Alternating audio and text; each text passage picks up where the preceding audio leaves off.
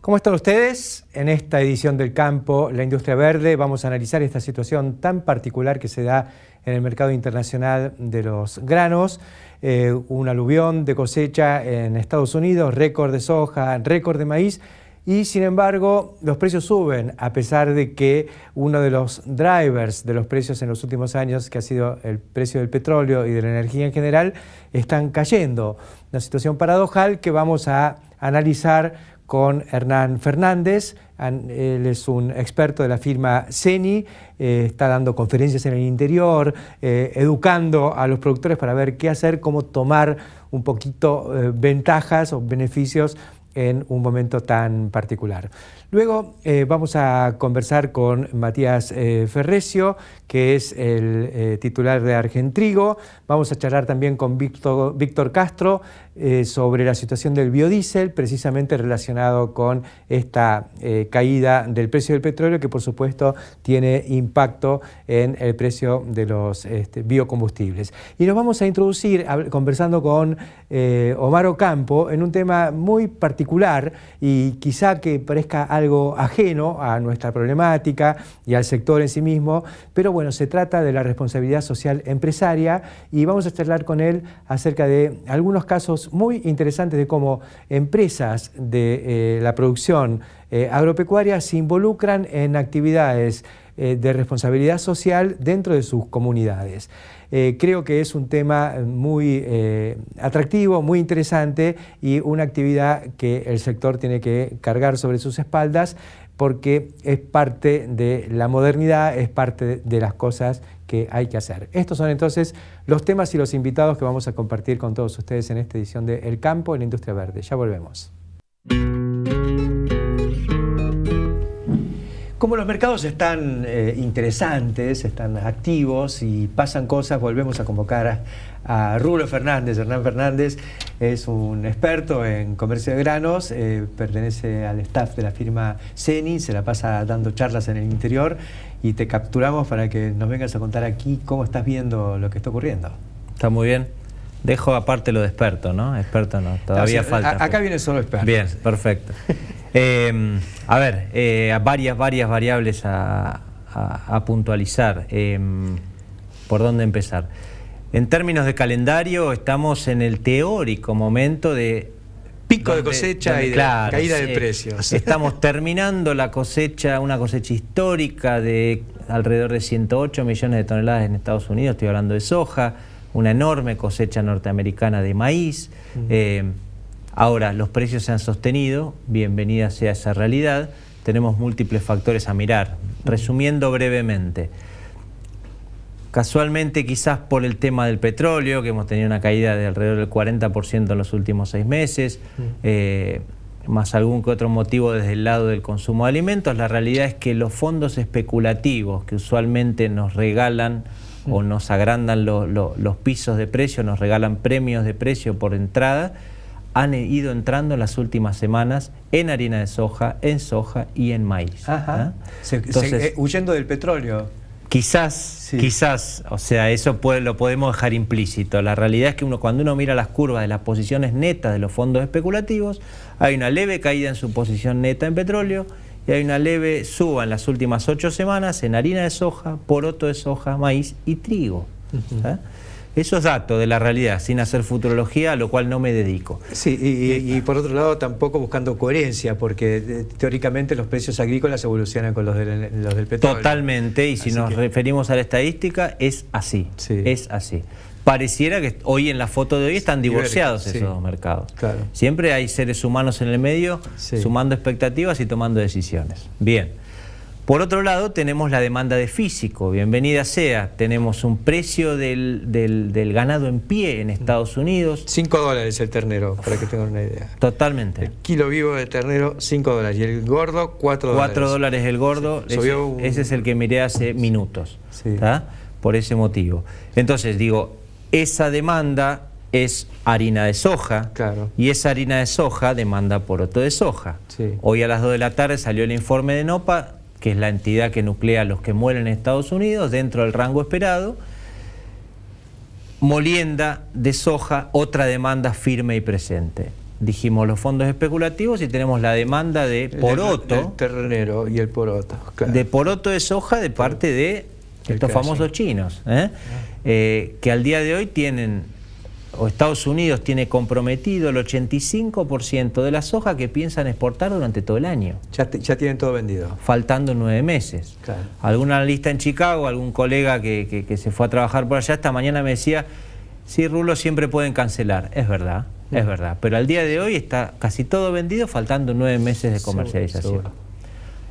Ahora bien, estamos en Sudamérica, falta el segundo capítulo, veremos qué pasa en términos climáticos por acá. Sí. La realidad es que al día de hoy, en términos macro, los precios no se han caído como muchos esperaban. Sí.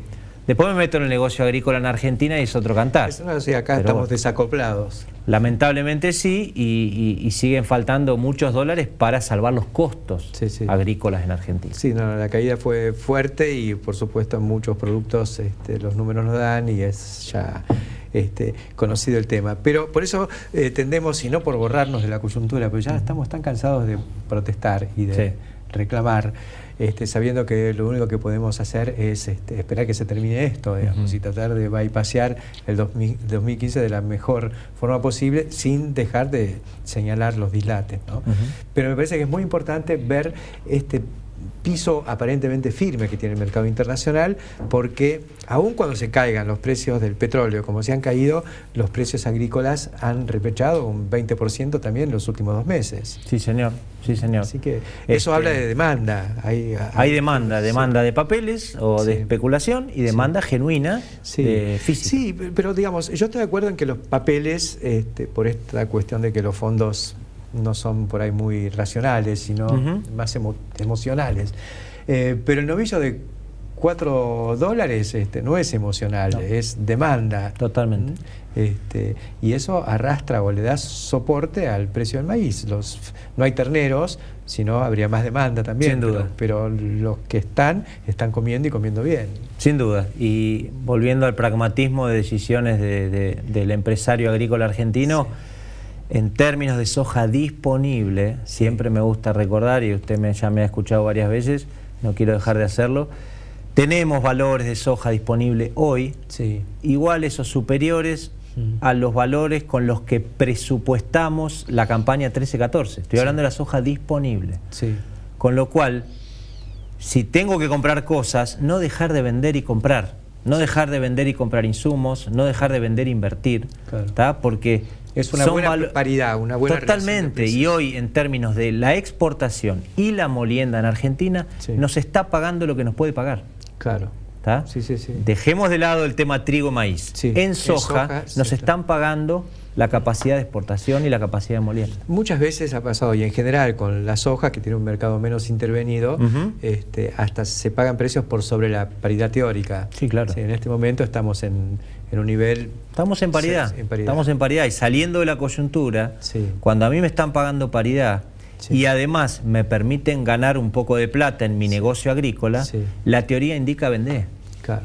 Interesante la visión y ojalá que se convierta también en recomendación y que la gente lo adopte. No queda mucha soja, pero la que queda es por ahí el momento de... Una última, Héctor, en ese sentido.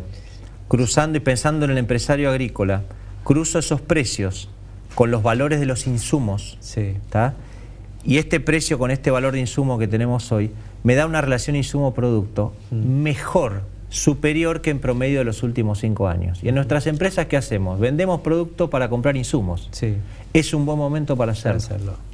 Me parece una cosa para mirar muy, muy de cerca, y encima tampoco hay un deterioro muy fuerte de los precios al momento de la cosecha. Sé que sin duda tienen una pequeña caída. En Chicago que van para arriba, acá es lógico que vayan un poco para abajo, pero siguen siendo atractivos. Así que a comprar y a vender. Totalmente, por lo menos en términos de disponible. Está bien. La última, por lo menos de mi lado, digo, la realidad respecto del precio cosecha indica que todavía estamos abajo del agua, diría un amigo, porque si uno le suma a los costos directos, costos de estructura, costos impositivos, etcétera, etcétera, estamos todavía lejos de poder salvar los costos, ¿no? No, bueno, esto lo sabemos, y sabemos que es un año para perder plata, pero creo que se pierde más si uno se queda cruzado de brazos sin hacer un poco los deberes que permite esta coyuntura, ¿no? Un momento realmente muy delicado y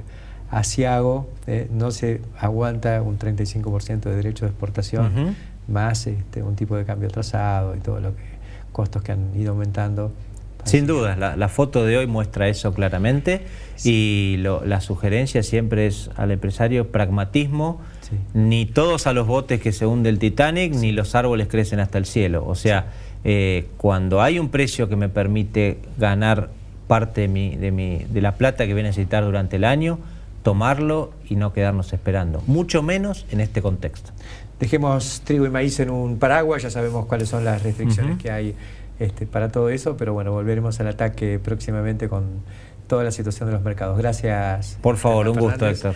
Y enseguida continuamos aquí en el campo de la industria verde. Hace unos días escribí un editorial en Clarín Rural, como todas las semanas, pero marcando un poco una situación que se vuelve a repetir, lamentablemente, que son los pequeños o grandes triunfos que se anota el kirchnerismo cuando se producen fricciones o incluso quiebres dentro de la cadena agroindustrial. La vez pasada me acuerdo que dije, a partir de la retirada de una de las entidades gremiales del agro de Argentrigo, la organización que coordina a toda la actividad triguera en la Argentina, bueno, que hizo una marquita, una muesca en la culata de su escopeta, nuestra presidenta. Puede ser un poquito duro, pero me parece que no es el tipo de cosas que le conviene al sector, marcar disidencias, diferencias e incluso llegar a, por ahí, en rupturas. Hemos convocado a Matías Ferrecio, que es precisamente el titular de Argentrigo, esta cadena que está un poco hoy en foco por la cuestión del manoseo que se ha sometido a este producto. Una vez más, es el más castigado del rubro agrícola en los últimos años, de la era de Moreno, con su ROE, sus restricciones y su política que tanto daño le ha hecho a esta actividad. Pero bueno, Matías, estamos en la necesidad de reivindicar la fortaleza de trabajar juntos. Es tal cual, tal cual. Nosotros el 20 de noviembre tuvimos nuestra jornada anual de Argentrigo, y el lema de la jornada era: el trigo es parte de la solución. Por ende, no matemos al trigo, somos parte de la solución. Sí. Y en los últimos 2 años hemos tenido el procedimiento en esta búsqueda de esa visión, de ir guardando todos los artículos, porque tratamos de hacer pedagogía con el medio, digamos, ¿no? Televisión, diarios, y guardar todos los artículos, porque intentamos que todos tengan una misma línea de conducción, que es un poco el mensaje de las 4 cadenas, hacia una política agroindustrial sana y que nos saque para adelante, sin ROEs, sin retenciones, con menor presión impositiva, con ley de propiedad intelectual, con un mercado de término que funcione. Todas esas cosas que decíamos y ignoramos, pero plasmado de manera tal que, como estamos abiertos a la sociedad, queremos escuchar de quienes no comparten eso, o quienes les parece que eso no está del todo bien, digamos, ¿no? Esa búsqueda de transparencia, en definitiva, lo que busca, lo que tratamos de transmitir, es un poco en lo que buscamos, que no tiene nada que ver con lo que está pasando, ¿eh? Somos conscientes y ya vamos a comentar algo, pero lo que buscamos, como para poner el foco en eso, digamos, ¿no? Y nosotros, como dirigentes, también, en la medida que nosotros, que la idea queda como política industrial, es como que ya no somos tan prescindentes nosotros, no importa quién esté. Si las políticas se toman, sea quien sea el que esté a cargo, es bien para todos. Entonces, tratando de dejar a un costado un poco a veces la tendencia de individualismo que tenemos nosotros como dirigentes desde el punto de vista de argentinos, cuanto más formalidad se le dé, mejor. Entonces, esto lo que trató de hacer es un poco esa formalización. 2 años de artículos guardados, cosa que está bueno que si alguno ve algo que no le gusta, no lo diga, estamos para recibirlo. Pero hablando de eso, no hablando desde el enojo, porque hoy, como bien decías, esos 600 pesos por tonelada que no percibe el productor del sulfato teórico, no lo estamos, ¿de qué manera estamos? Nunca lo avalamos, nunca podemos avalarlo. Claro. Pero vemos que ese es un riesgo porque tiende a tensionar la soga y a ponernos a unos contra otros. Ellos están chochos justamente porque ven este tipo de cosas. Cada vez que tiran algo en el Congreso, una ley de tierras, es para... Y entonces la tendencia nuestra es a reaccionar desde el enojo. Claro. Desde el enojo todos estamos enojados, claro. Porque estamos enojados los que producimos porque no recibimos. Vos sos productor, vos sos presidente de Argentrigo, pero venís de la producción. Yo soy, mi actividad principal sí, es producción, sí. Con lo cual la tengo clarísima, pero lo que tiene que primar es una visión de largo plazo, que nada tiene que ver con el hoy, sí, pero que nos tiene que mantener unidos. La unidad es una regla de juego intocable. Es un valor. Intocable. Debería ser un valor que nadie puede, ningún dirigente puede cuestionarlo, y por el contrario todos tenemos que cuidarlo. Yo veo que ese es un tema que donde estemos trabajando, esa es una regla de juego. Para mí es crucial y la verdad que no entiendo estos celos que se presentan a veces y muchas veces se explotan, digamos, o estallan entre las gremiales del sector y las organizaciones de cadena. A mí me parece que las 4 organizaciones de cadena han hecho un esfuerzo y han colocado a la estructura de la agroindustria como motor de la economía y me parece que son muy defendibles por eso. Seguramente las maneras de comunicarla sea distinta. Lo que estamos buscando es debería ser lo mismo, porque si estamos diciendo que la agroindustria está avalando estas políticas, que es la que estamos buscando, de eso no estamos discutiendo. Sí. Entonces, entendemos que es lógico que las gremiales vayan más por el lado de la protesta, sí, y las cadenas más por la propuesta, sí, pero tienen que tener este punto de confluencia que es el que estamos proponiendo. O sea, nadie dice que no protesten o que no generen su propia documentación. Me parece extraordinario, esencial, tienen que hacerlo y tienen que presionar adentro de las organizaciones para que se expongan todos los puntos de vista. Pero me parece que yo oigo hablar de cartelización adentro de una de estas entidades de cadena. Yo digo, muchachos, me parece que hay una actitud del gobierno, una definición de políticas que te lleva necesariamente a un cuello de botella en materia de precios de no utilización de mercados. Tal cual. Por eso te comentaba que la búsqueda, que lo que intentamos hacer de Argentrigo es la transparencia, en el sentido que lean el que quiera todos los reportajes y todos los pedidos y búsquedas de esta política agroindustrial, y al que no le guste que diga, mira, esto no estoy de acuerdo, pero no desde el enojo, porque el enojo no nos va a llevar, sí, o sea, nos va a perder de vista lo importante, que lo importante es a dónde tenemos que ir. A dónde tenemos que ir es claramente a un país que esté en las 160 millones de toneladas producidas. Por lo menos 25 de trigo y no 12. Sí, o 20 de trigo, ponele, hasta que no tengamos una industria que procese no el 50%, sino sea el principal exportador mundial de harinas, que vendría muy bien al esquema, o la exportación, que sepamos vía segregación darle algún valorcito agregado a lo que se hace en el sudeste y sudoeste y poder llevarlo un poco más lejos y peleando el precio competitivo con otros orígenes que son mucho más agresivos y mejor organizados que nosotros. Okay. Y ahí tenemos la United States Wheat Association, que en ese sentido tenemos temas que aprender. Sí. Estamos trabajando juntos el tema del dumping de las harinas turcas, digamos. Tenemos temas en común, un poco lo que hablábamos con la Land Trace era, los temas en común trabajémoslos juntos y de paso aprendamos. Seguro. Ellos tienen un trade record importante, saben mucho del tema, sí, pero no perdamos de vista que la unidad es una regla de juego. Sí. Sobre eso no importa discutir, el tema es focalizar en qué estamos discutiendo. No vale decir porque las cosas andan mal, el responsable es, por ejemplo, Argentrigo. ¿Por qué? Claro. ¿Por qué va a ser responsable? Sí, porque la mesa, es echarle la culpa a esta mesa de lo que se dijo arriba de ella. En todo caso, sí seremos responsables que lo que estamos buscando no guste. Entonces, claro, que tengan la valentía de decir, con esto no estoy de acuerdo, macanudo, sí, discutámoslo. Sí. Pero me parece que la construcción de unidad la tenemos que hacer respetando estas reglas, digamos, ¿no? Claro. Parece crucial y por eso te convocamos y convocamos a todo el mundo. Yo creo que la gente y las organizaciones que funcionan adentro de las distintas cadenas, de las coordinadoras, tienen que quedarse, tienen que permanecer, y si hay alguno que esté un poquito más enervado, que le deje su lugar a otro de su misma organización y que vayan y que se saquen un poquito la bronca al momento de sentarse y poder decir lo que hay que decir. Es que como dirigentes no podemos pelearnos. Sería una regla que no debiéramos quebrar y no debemos quebrar. ¿Para quién? Para nuestros dirigidos, nuestros representados, porque mal lo estamos representando, tenemos que pelearla. Y sin hacer juicio, sin hablar de uno y del otro, digamos, tiene que ser regla de juego. Sí. Como en un partido de fútbol tiene cierta regla de juego, esta debería ser una regla de juego. ¿Y por qué? Porque hay un bien mayor. ¿Cuál es ese bien mayor? Realmente darle el valor agregado de 3.500 millones de dólares año que perdemos todos los años.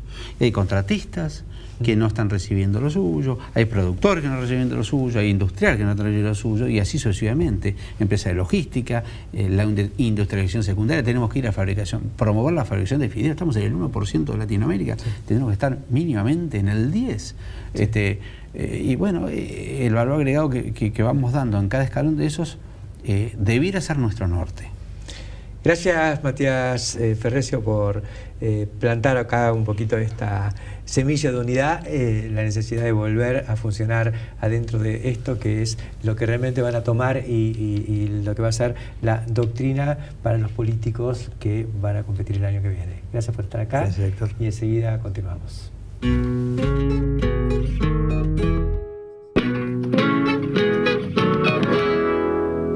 Continuamos en el campo de la industria verde, ahora en el espacio que habitualmente le destinamos a los biocombustibles.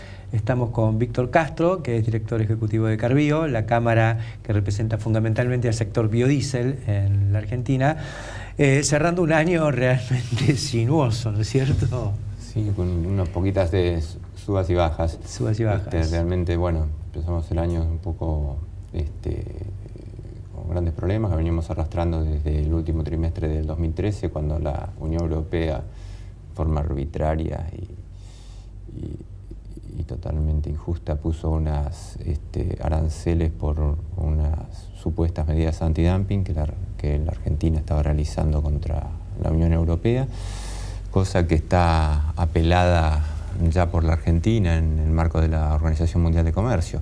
Pero bueno, eso nos llevó a que se cerrara el principal mercado de exportación de biodiesel para la Argentina, y que entráramos en un mercado energético puro a competir directamente contra el gasoil. Entonces ya los parámetros fundamentales económicos que movían la ecuación comercial empezaron a ser otros. Es muy difícil poder competir contra una materia prima que no hay que producir, como el petróleo, hay que sacarlo nada más. Contra el aceite que hay que sembrar y cosechar. No, uno ve los números hoy en día de los costos de extracción del petróleo en Arabia Saudita y dice, bueno, ¿cómo se compite con esto, no? Claro, contra esa materia prima. Claro, porque después de todo eso arrancamos, decíamos, el año mal, después hubo un repunte porque algo pasó. Un repunte porque, bueno, empezamos a competir con el gasoil, estábamos en buenos términos comerciales, pero bueno, estábamos con problemas de los aranceles que teníamos que pagar de derechos de exportación, que fueron acomodados por el gobierno, nos bajaron, y la Argentina empezó a retomar reaccionó frente a la baja. Y pudimos competir perfectamente. Entonces, los grandes brokers internacionales de combustible, son unos jugadores inmensos de escala, empezaron a comprar gasoil proveniente de Rusia, Ucrania, con biodiesel argentino, los mezclan en zonas francas en Europa y después reexportan a países que son importadores de gasoil, que más allá de que no tengan un mandato obligatorio de biodiesel, aceptan en términos económicos hasta cierto corte con biodiesel. Y así eso que mantuvo al mercado, pudimos entrar. Con volúmenes importantes. Con volúmenes importantes, y también se vio enseguida reflejado nosotros en mayo en la prima en los precios relativos del aceite, ¿no? La prima que nosotros tenemos respecto a Chicago, el aceite argentino, el FOB argentino, estaba menos 60 dólares, porque sabían que nosotros no estábamos exportando, estábamos destinando solamente una parte al mercado interno, entonces estábamos mandando más de 1,5 millones de toneladas de lo que teníamos pensado de aceite al mercado, sobresaturando el mercado. Cuando ven los brokers internacionales que estábamos tomando negocio de biodiesel y que iba a faltar ese 1,5 millones de toneladas en el mercado, la prima pasó de menos 60 a más 60. Ganamos. Vendíamos por encima de lo que valía el aceite. A casi más 100 llegó a estar. Claro. Eso es lo que había que hacerle entender, me acuerdo, a Kicillof, de que se deje de jorobar con castigar la exportación de biodiesel. Sí, o sea, sacamos 1,5 millones de aceite, lo pudimos mandar con valor agregado y trabajo argentino al exterior, y encima el aceite remanente lo empezamos a cobrar 150 dólares más que entraron de divisas a la Argentina. La ecuación de ingresos de divisas se ve reflejada enormemente, sobre todo en el tema de un complejo como es el sojero, que es uno de los sostenes de la economía argentina. Seguro. Así que toda esta política de baja de unos puntos en la retención se vio rápidamente compensada, ¿no?, por la Argentina. ¿Y qué pasa ganar. A partir del derrumbe del precio del petróleo? ¿Cómo le impacta? Bueno, ahora se complica, porque nosotros estábamos compitiendo con nuestro biodiesel contra el gasoil. No competimos contra los otros biodiesel, no competimos contra el biodiesel de colza, el biodiesel de palma que viene de Indonesia. Estamos compitiendo contra el gasoil. Entonces la baja del gasoil entonces repercutió muchísimo en las relaciones, además que fueron subiendo las retenciones también de los derechos de retención, de a poquito, cuando ven que se venía, pero bueno. Claro, cuando veía que el gobierno veía que se exportaba más, entonces le metía más retenciones. No es lo que está afectando. Lo que sí, lamentablemente, nosotros cuando tuvimos esta ventana muy grande,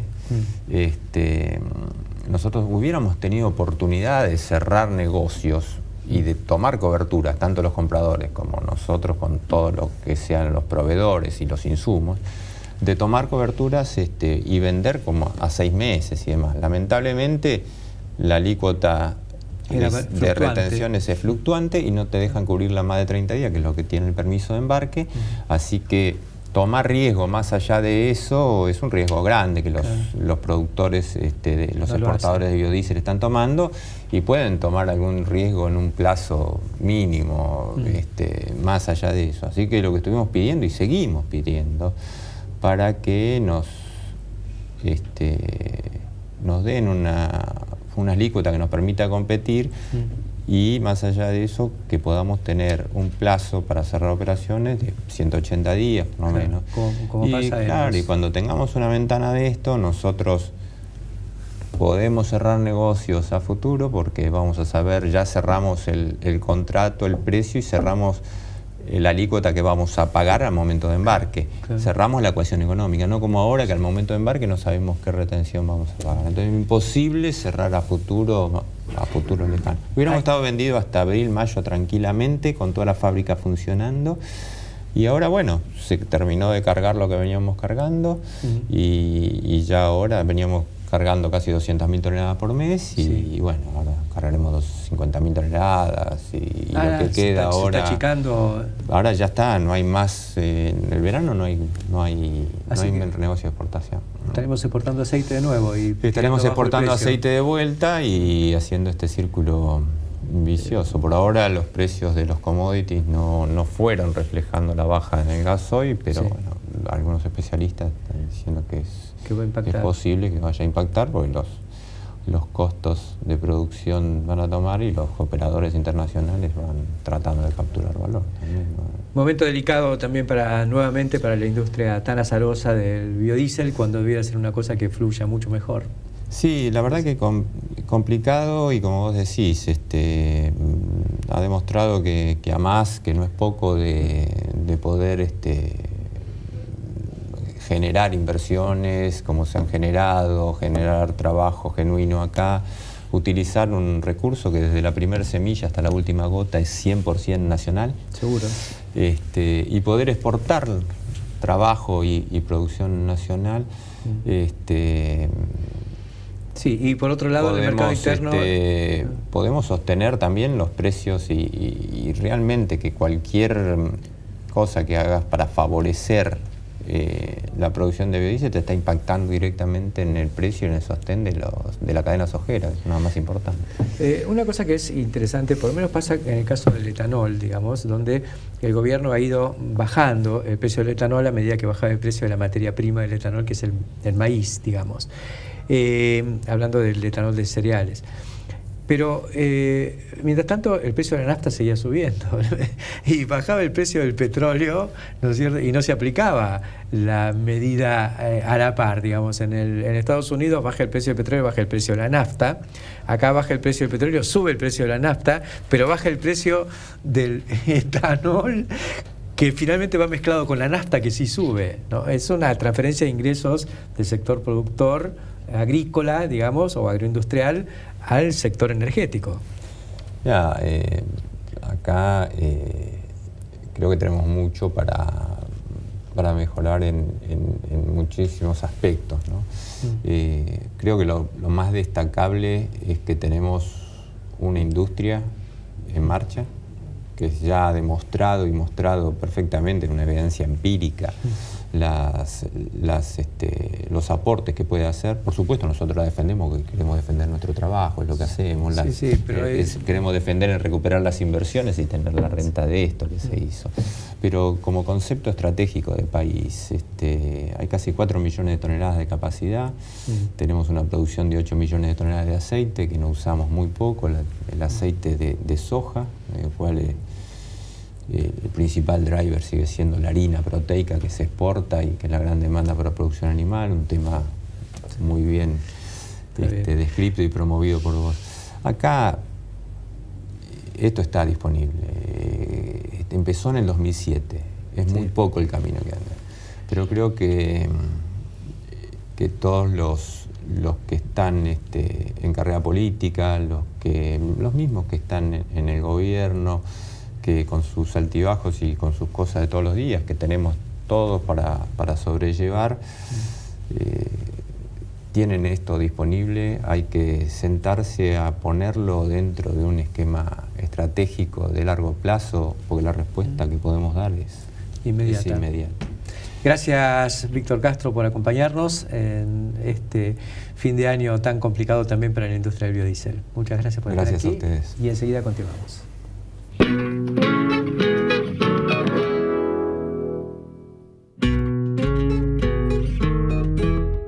Continuamos en el campo la industria verde y ahora introduciéndonos en un tema muy interesante.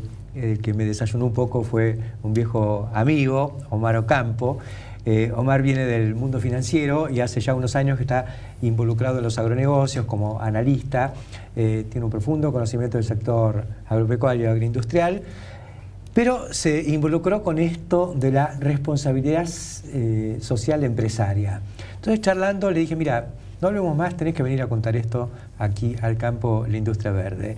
Y entonces arranquemos por el principio. ¿Por qué no definís un poco por qué hay que prestarle atención a esto de la responsabilidad social empresaria? Sí, el tema es muy amplio, pero comenzando por dándole una mirada abarcativa y global, podemos decir que en esa escala, tanto las organizaciones como sus grupos de interés son cada vez más conscientes de asumir un comportamiento de responsabilidad social.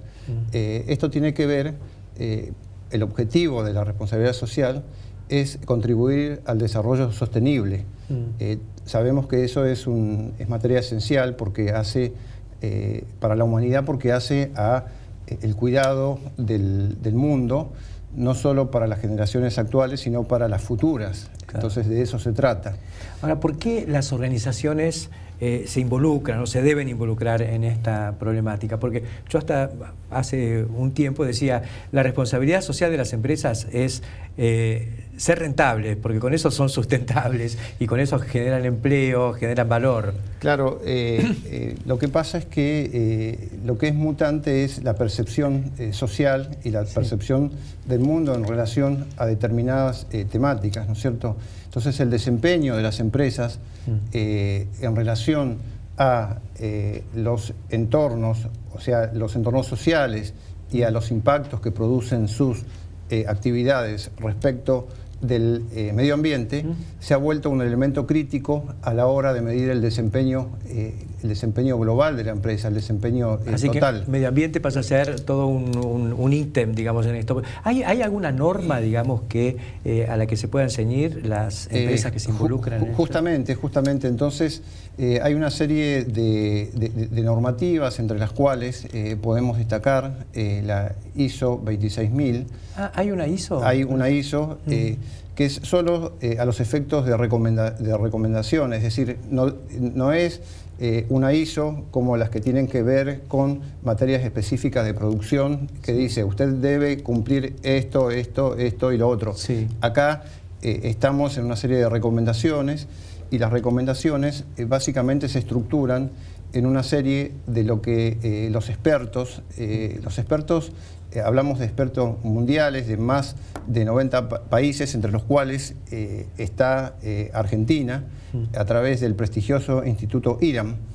Entonces, las materias fundamentales que los expertos han focalizado son las siguientes: el gobierno de la organización, es decir, el gobierno corporativo, derechos humanos, prácticas laborales, un tema crucial en el mundo, ¿no es cierto?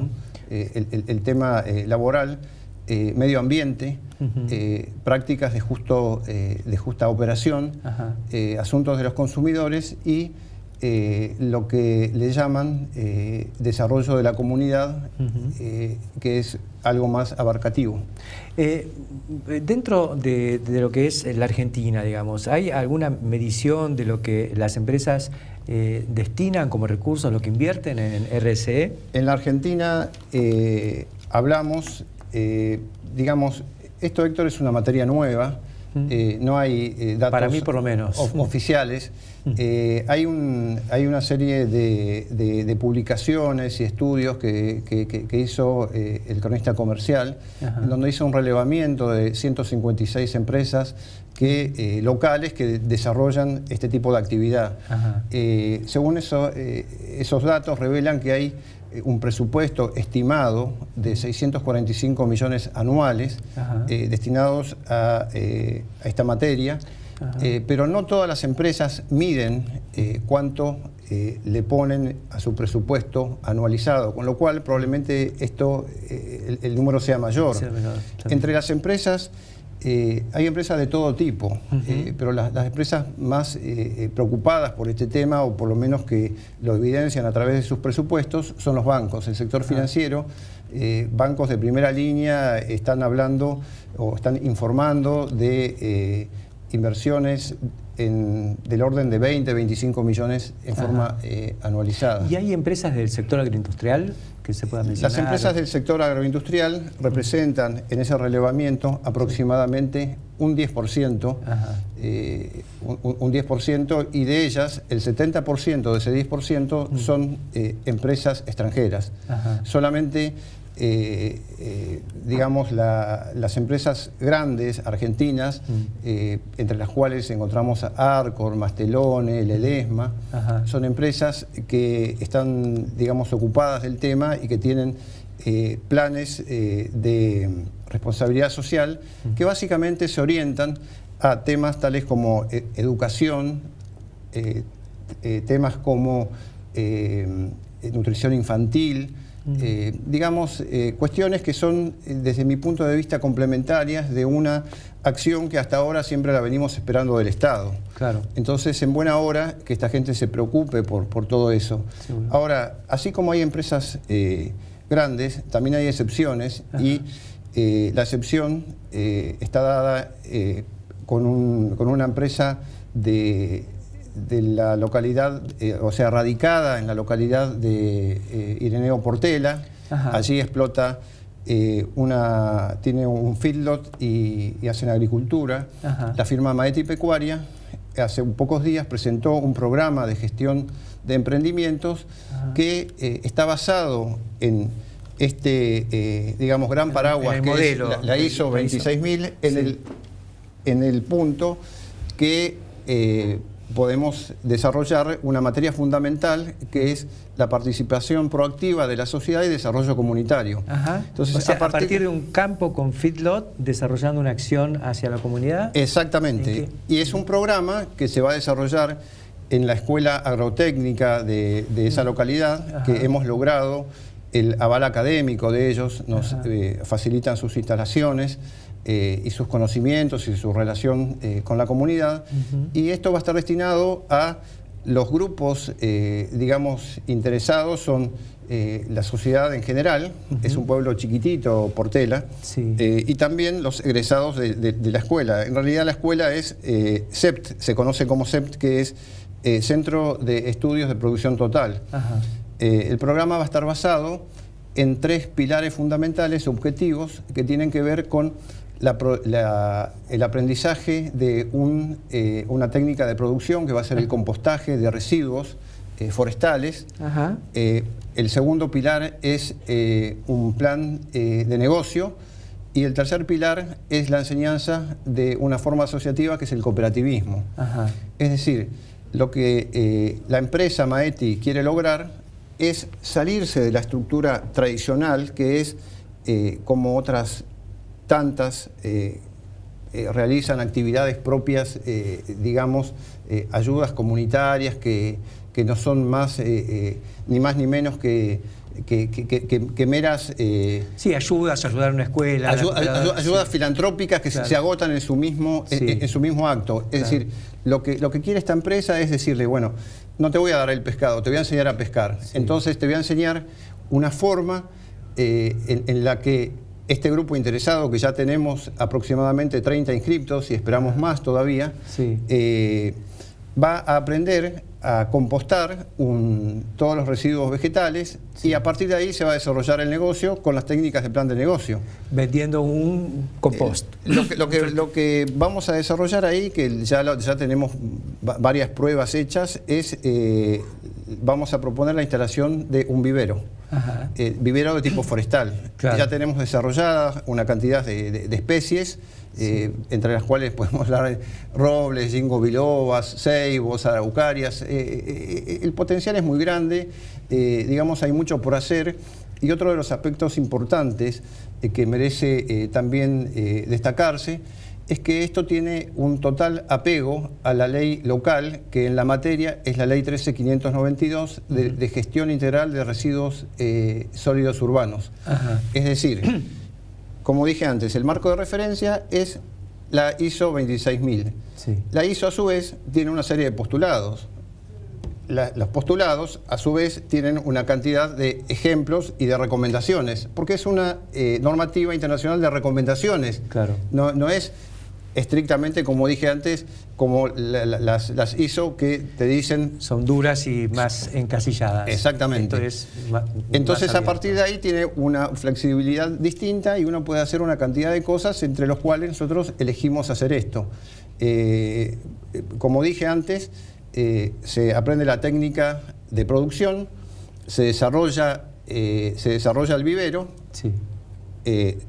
Se arma el plan de negocio, pero también se le enseña cooperativismo a los participantes. ¿Por qué le enseñamos cooperativismo? Porque una de las falencias principales en estos tiempos es pretender organizar cooperativas con sello, claro. Y ya sabemos que tienen otros móviles esas cooperativas. El movimiento cooperativo en la Argentina ha dado muestras acabadas de su efectividad en cuanto a la organización cooperativa, y un elemento esencial es que los integrantes sean cooperativistas. Seguro. Uno no puede ser integrante de una cooperativa sin ser cooperativista. ¿Y qué significa eso? Conocer los principios cooperativos y tener un proyecto económico-social. Es decir, esa es la falla que tienen las cooperativas que ahora se formulan de la forma que dije antes. Muy interesante esta iniciativa que sale de una empresa agropecuaria de la zona hacia la comunidad, creando una actividad que tiene que ver con lo sustentable. Felicitaciones por estar en el origen y conduciendo esto, y creo que es simplemente el arranque, es una semillita dentro de tu vivero. Tenemos un gran potencial y obviamente que no solamente es aplicable a este tipo de empresas, sino también a empresas de otra índole, porque la responsabilidad social bien entendida y como está normada en este instrumento mencionado, comprende tanto a partes, digamos, gubernamentales como no gubernamentales y en todos los estratos. Entonces, realmente si seguimos mínimamente estas recomendaciones podemos hacer y ayudar a revertir al próximo gobierno que se va a encontrar con tantos problemas sociales, y esto es sumamente inclusivo. Atención a seguir esto, sobre todo los productores del interior que siempre tienen la preocupación de hacer algo más por su comunidad. Enseguida continuamos.